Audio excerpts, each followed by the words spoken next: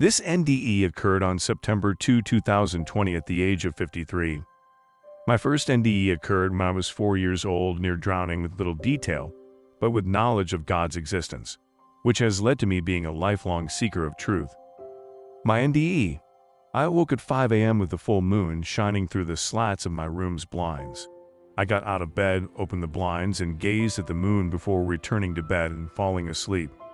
A few small pastel-colored balls of light floated into the scene while I was dreaming some ordinary dream.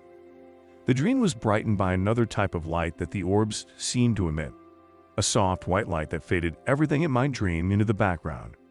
I then decided to go with these orbs without hesitation. I found myself in space, just above the atmosphere. I was completely conscious and thought, "It's happening," implying that I had died. I was filled with awe and excitement. I didn't think about my body or anything or anyone I cared about on this planet. During my experience, there was complete detachment or no recollection of my earthly life, which I found odd but not distressing after I returned. I don't think it meant that my life or the people I'd care about here weren't important to me. It was more about being present in order to limit distraction. It felt completely natural to be so present without any concern or burden. I looked to the right after I had the thought that I had died and saw many white wisps floating up into space from the earth at different intervals, and I knew they were souls of people who had just died as well. Then I had this overwhelming desire to be with Jesus. The intensity of that feeling surprised me because, while I had been drawn to and loved Jesus on earth, the desire to see him in spirit was all-consuming. I shot up with incredible speed, but then I wanted to see the earth below, so I slowed until I just hovered there in awe, gazing at all the stars around me. I also had the impression that there wasn't enough time to look at the earth, but that thought seemed to come from outside of myself, from other beings I couldn't see. I thought about the earth again, and suddenly I was floating above a building, but I didn't know where. When I considered touching it, an opaque form of my hand appeared, and when I touched it, my hand felt its density, but passed right through it. It was bizarre. So I flew through the wall faster and didn't feel a thing. I became aware that I was in a nursing home. I moved along the ceiling and through the walls until I arrived in a room with two very old women with dementia in their beds, awake and in some kind of mental distress.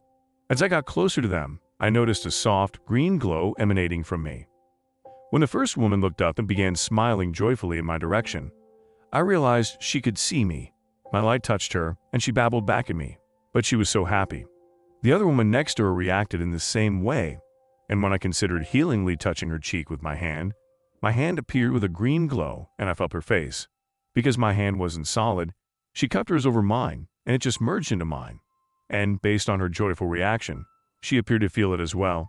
I'm a nurse on this earthly plane, and I've cared for many people with memory issues, so helping in spirit felt natural to me, albeit in a different way. It was just more satisfying and joyful right away, because the heaviness of my human body and mind was gone.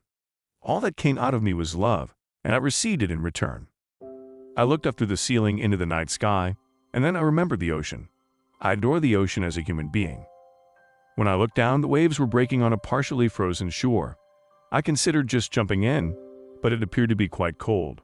So I just skimmed the surface of the water with my hand, and it wasn't cold, just cool. I remember thinking it was strange that I was concerned about the water's temperature. It was a very human thought. When I was flying around in space, I had no such thoughts. It was as natural to me as breathing. Then Jesus came to mind again, and I shot up into space among the stars until I reached a certain distance before stopping and drifting back down near Earth. This happened to me a few times, not because something or someone stopped me, but because I was simply enthralled by all the wonders around me. I felt like a kid for the first time at Disneyland multiplied by 1,000. If you're wondering why I didn't describe what I saw in detail, it's simply not possible. Awe is an indescribable emotion. I was thinking about Jesus again, but I could only go so far in space before I had to stop. But this time I felt as if a force was stopping me from going any further or even calling out his name. Perhaps I wouldn't have been able to return if I had been allowed. I recall being dissatisfied while floating in space and asking myself, "Where is Jesus?" Just as I was wondering why I couldn't see him, I noticed a light across the darkness of space that wasn't like the light of the stars. This light was familiar to me. I did not approach the light. The light grew closer to me and grew larger. With its pink and billowing dark smoky grays, it undulated like a white glowing ember enfolded in a nebula. The light came to a halt before engulfing me, and for a few moments I was in touch with the essence of the light. which was complete love. And we were one in those moments. This was not the Jesus I had expected to see, but I didn't question it. Instead, I simply accepted it. Love is simply a word we use to describe the experience that love is. The light didn't say anything because there are no words to label or describe its being. When the light went out, I heard a single male voice start singing the first few lines of a song a cappella as if I had ears. Wonderful Counselor, Mighty God, Everlasting Father. The melody and words were familiar. The song continues, but those were the only words I could hear.